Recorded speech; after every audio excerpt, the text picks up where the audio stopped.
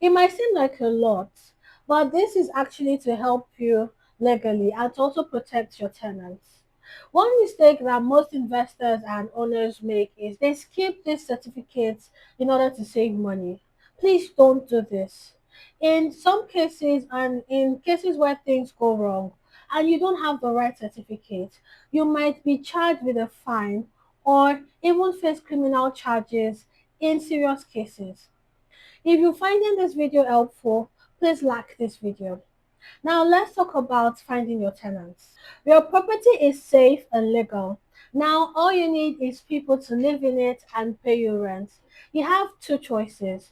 Choice one, use a letting agent. Now this is a person who will check through the tenants, they'll do the advertisement for you, they will check references, collect rent, and deal with any problems. Now they will charge you an amount, they have a fee they charge at every time, but this would actually save you time. Or the second choice is DIY landlords, do it yourself. You find the tenant yourself, do all that you have to do, and check the references and all. This would not save you time. This would consume a lot of your time, but it would actually save you money. So for most new investors, I would recommend you using a letting agent so that you can learn and watch how they do it for your first property, and afterwards you can do that yourself. Now, what makes a good tenant?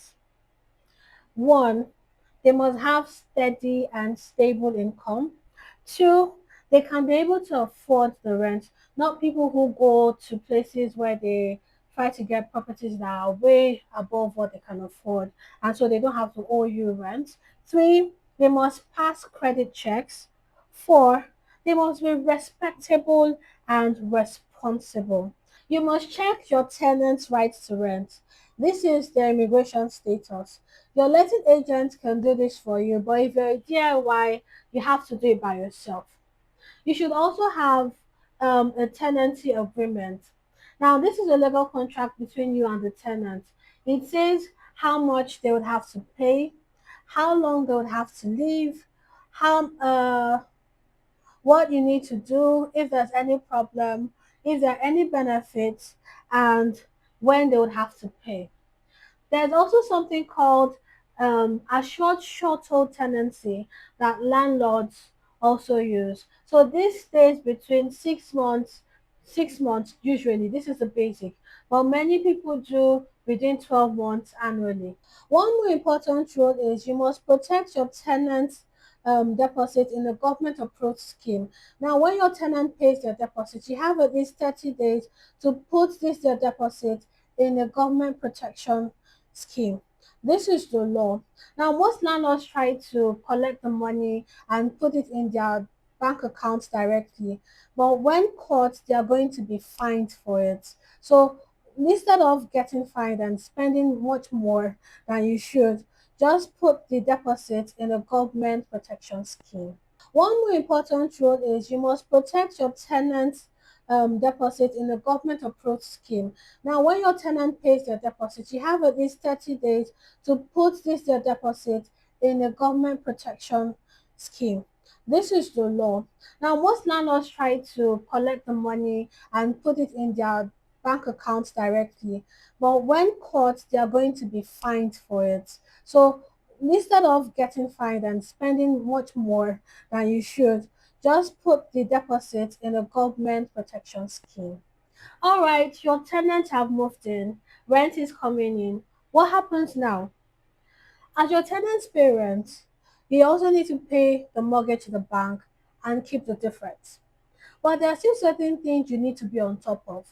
One, you need to actually keep track of your money, as you will be having to visit the tax office and be accountable for all the money you have in. Now you have to tell HMRC about your rental income. Now this would have to state how much your rent is coming in, how much rent is coming in, your mortgage, your building certificates, and the cost of what you spend. Now you don't have to deal with all of this. Your accountant can deal with the tax and all that has to with them.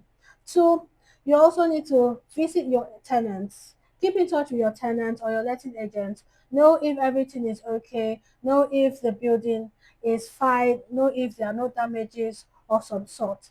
3, have an emergency fund in case you're called upon to say, oh, there's a damage, the boiler isn't working, the heater isn't working.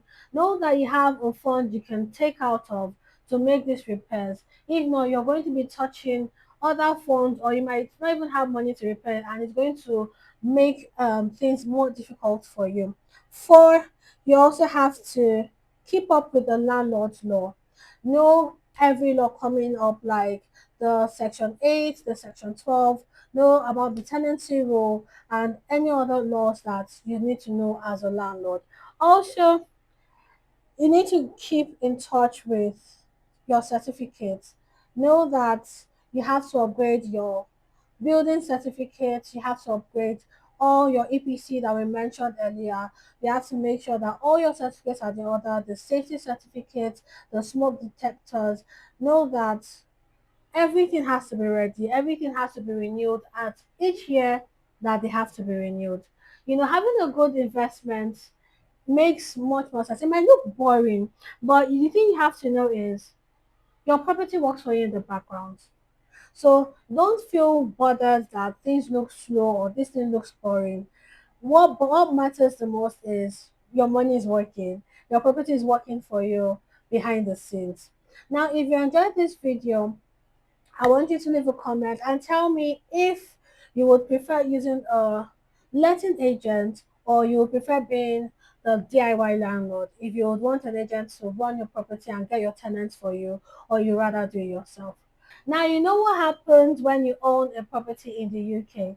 It is mostly simple and you just have to follow these steps. If you also want to know what happens before owning the property, watch my previous video where I broke down things to know and what happens when you say yes to investing.